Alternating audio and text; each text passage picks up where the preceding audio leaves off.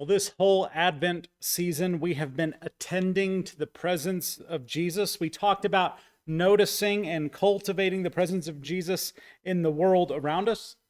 We talked about noticing and cultivating the presence of Jesus in people, people inside our bubble, people from our past, even people who annoy us. We talked about noticing and cultivating the presence of Jesus within the people who would otherwise be beneath our notice.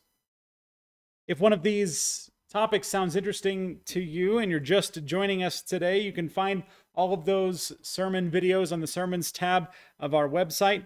But today we are going to talk about one of the most important ways that we can notice and cultivate the presence of Jesus, and that's within ourselves. Jesus can be at work and at home within every single person listening to this message. Every single one. That includes you. In our first text, we already heard about the birth of Jesus.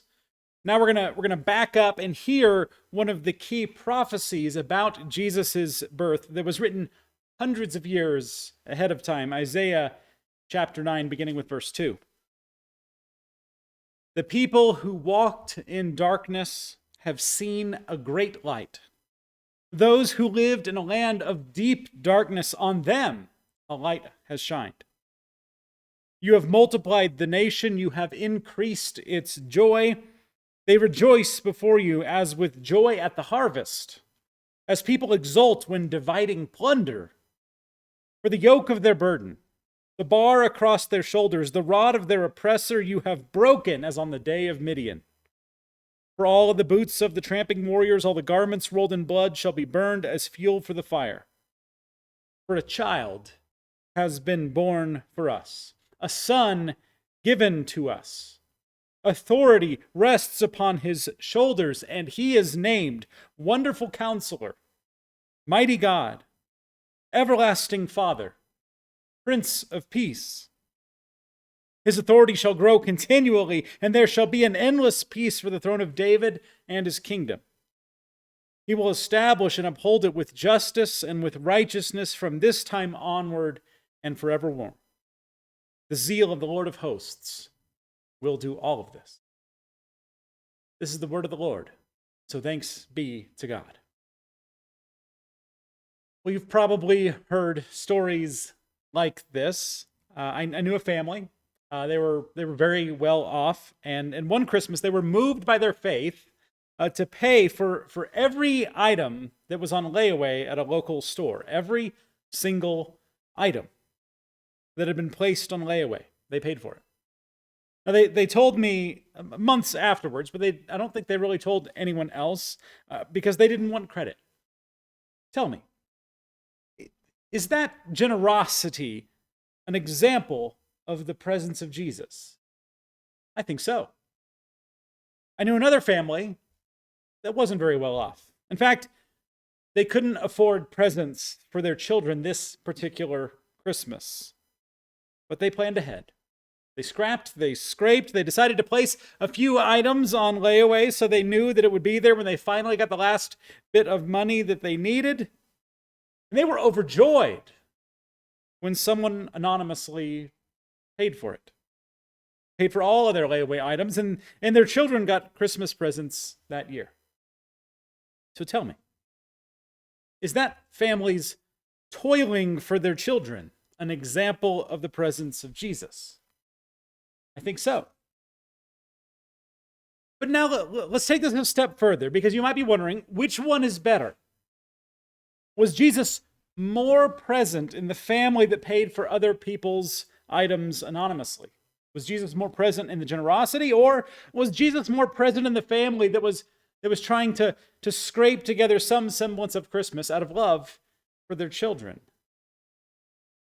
Do you think Jesus was more present in one of those stories than the other? Well, I don't. I believe that Jesus was fully present in both families. Jesus can be fully present in the generosity of someone with many resources, and Jesus can be fully present in the daily faithfulness of someone without many resources, and Jesus can be fully present in every point in between. One of my friends is the head pastor of one of the largest Presbyterian churches in the country. Another one of my pastor friends is the pastor in Fairplay, Colorado. The entire town of Fairplay, Colorado would fit within the sanctuary of my other friend's church. But tell me, which one of them has more of the presence of Jesus within their ministry? I believe Jesus is fully present in both churches and in both pastors. Neither one can claim more of Jesus or a better piece of Jesus. Jesus can be fully present in a large ministry. Jesus can be fully present in a small town ministry, and every point in between. Our two texts today show this same basic idea. Jesus can be fully present in anyone. In our text from Isaiah, we heard the people who walked in darkness, on them a light has shined. In our text from Luke that we heard first about the birth of Jesus, the angels appeared to shepherds. Now, shepherds were just ordinary folk. They weren't well regarded in their society. They weren't exactly hated either, though. There were just kind of negative associations with shepherds. The angels appeared to them. As we talked about last week, Mary herself was an extraordinarily unimportant young woman prior to the birth of Jesus. Last week, I mentioned how it'd be like imagining that a high school girl from Cranfell's Gap, Texas, who was engaged to a local handyman. That's how unimportant she was beforehand, and yet she became the mother of Jesus. Even Jesus himself is kind of interesting in this regard. Here he is fulfilling these powerful words from the prophet Isaiah. He is named Wonderful Counselor, Mighty God, Everlasting Father, Prince of Peace. His authority shall grow continually.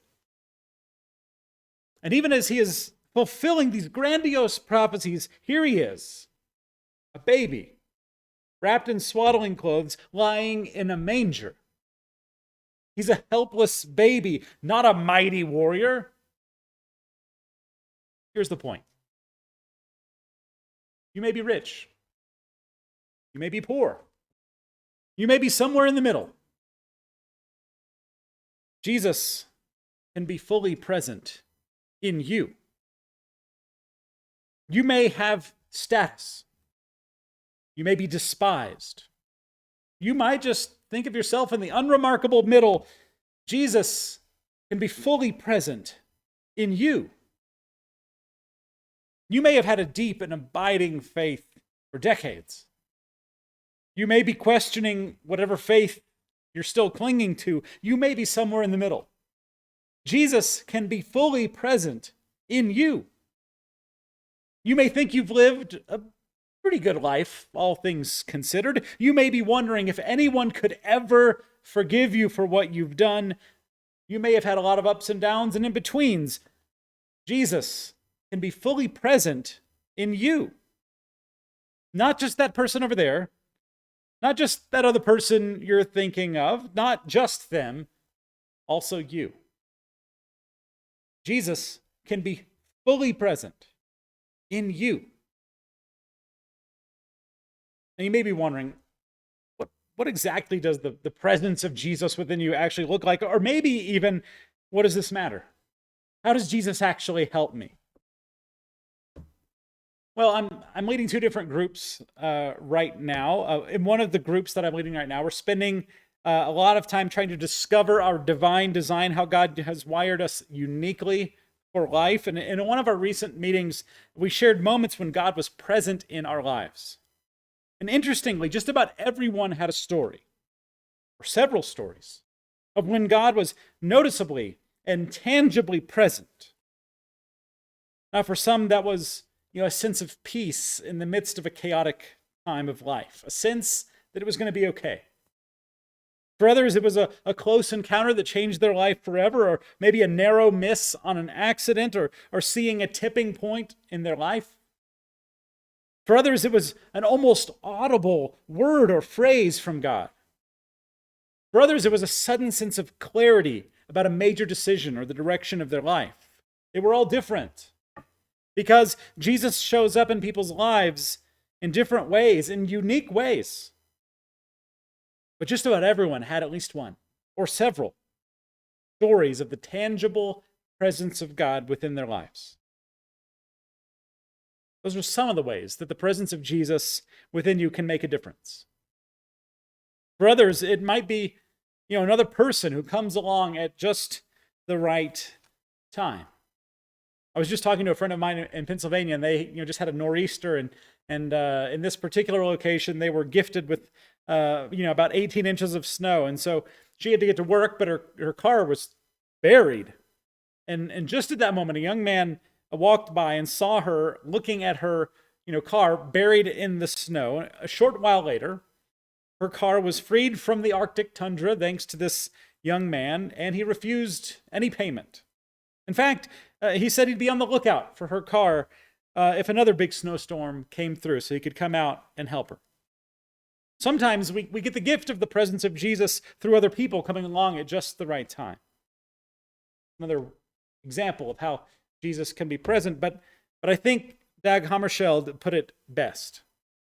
He said, God does not die on the day when we cease to believe in a personal deity, but we die on the day when our lives cease to be illumined by the steady radiance, renewed daily, of a wonder the source of which is beyond all reason. That's the value of the presence of Jesus.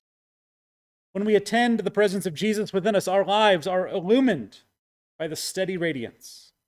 Our lives are renewed daily. Our lives are filled with a wonder beyond all reason. That's what it looks like to have the presence of Jesus within you. Do you want your life to be illumined in that way? Do you want your life to be renewed daily in that way? Do you want your life to be filled with wonder beyond all reason in that way? If so, attend to the presence of Jesus within you, because he came in person. He was born as a baby for you. Attend to the presence of Jesus within you. How can you do that? How can you attend to the presence of Jesus within you? How can you be renewed daily? How can you be filled with wonder beyond all reason? What can you actually do? Well, it might be a little bit like a game of hide and seek. My younger son has been steadily getting better at hiding within our house, but there's still one thing that he struggles with in hide and seek. He often gets a case of the giggles. And so I have learned that if I am very still, if I am very quiet, I can hear the subtle giggle of a hidden 5-year-old, even a couple of rooms away. Now, Jesus, luckily for us, is not trying to hide from us. In fact, he wants you to find him. But that's going to be really, really hard to do unless you can be very still and very quiet. Our daily lives can be filled with so many things, so many concerns, so many emotions, so many thoughts. Trying to connect with Jesus is like trying to have a conversation with someone while the kitchen sink is running full blast and you got the disposal running as well. To have a meaningful conversation, you have to turn off the water. You have to turn off the disposal and be very still, very quiet. That is one way to attend to the presence of Jesus so that you can be renewed daily. Our busy brains and our busy hearts will drown out the voice of Jesus. So get very still, very quiet. Like trying to find a softly giggling 5-year-old in hide and seek. Another tool for attending to the presence of Jesus within you is by reading his words. Now, I am keenly aware that it's not always easy to understand the Bible. I am keenly aware that it is a daunting task to pick up, this big book here and not know what to read. I'm keenly aware of that. But that is exactly why we have put together a list of recommended email devotionals on our website. We actually have an entirely new section on our website They just launched this last week called Spiritual Journey, right there at the top. You can find ways to grow closer to God. You can find ways to discover your own divine design more clearly. You can find ways to connect with other people, and you can also find ways to serve as well. But I want to focus on just that one part of this new spiritual journey section of our website. I want to focus on the email devotionals. We have recommended email devotionals from big names and people you've never heard of, from men and from women, with some of them, their style is like a quick little soundbite or maybe even a tweet, and others, it's a more detailed post. Each option on the list gives you an email, usually daily, that includes a brief bit of the Bible to read and an explanation and a reflection from the author. This is as easy as it gets, folks. Take a look at the Spiritual Journey tab of our website, and especially the recommended email devotionals if you want to attend the presence of Jesus within you. Listen to his words. Those email devotionals will help you know where to start and know how to understand.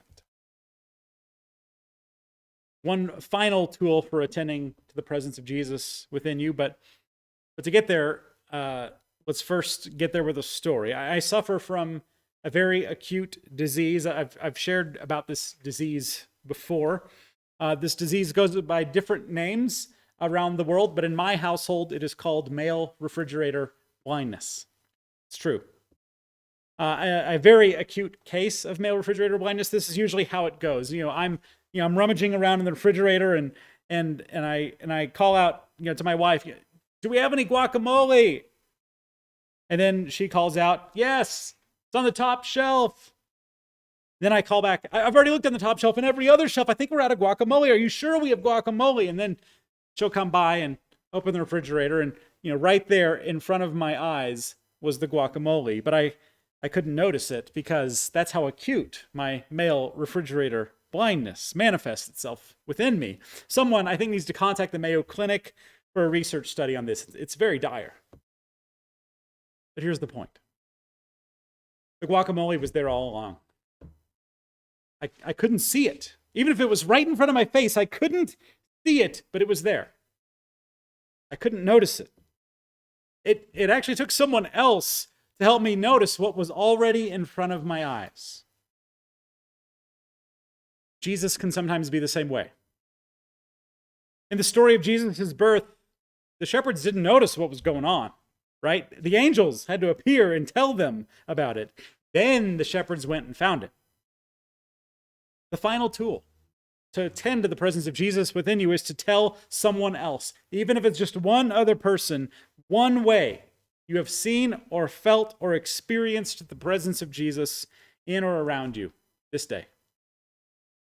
You go back to my purpose group. What were some of the things that, if you need like a way to remind yourself some of the ways to look for the presence of Jesus, remember what those other people had seen. They had seen unexpected peace. They had a near miss on something bad or an encounter with another person. Some had a sense of clarity or an almost audible word from God. Maybe that list of other people's experiences, maybe that helps you overcome your spiritual refrigerator blindness, so that you can actually notice the presence of Jesus within you. He's already there. Just like the guacamole on the top shelf, he's already there, even if it's hard to notice. Sharing one way you noticed Jesus in or around you each day with another person is our final tool for attending to the presence of Jesus within us. Sisters and brothers, Jesus is present within us. Whether rich or poor or in between, Jesus can be fully present within you. Whether important or unnoticed or even derided, Jesus can be fully present within you. He came down from heaven for us. He was born as a baby for us, for you. When we notice and when we attend to the presence of Jesus within us, we experience that renewal every day, that illumination in the darkness, a wonder beyond all reason. But it's not always easy to notice the presence of Jesus. We might need to get very still and very quiet We might need to do something like an email devotional to help us listen to and even understand Jesus' words in the Bible. We might need to tell someone else how we have noticed Jesus in or around us this day. But when you do that, when you use these tools, you will truly experience the miracle of Christmas, which is Emmanuel. God is with us. God is fully with us. God is fully present within you. Merry Christmas. Amen.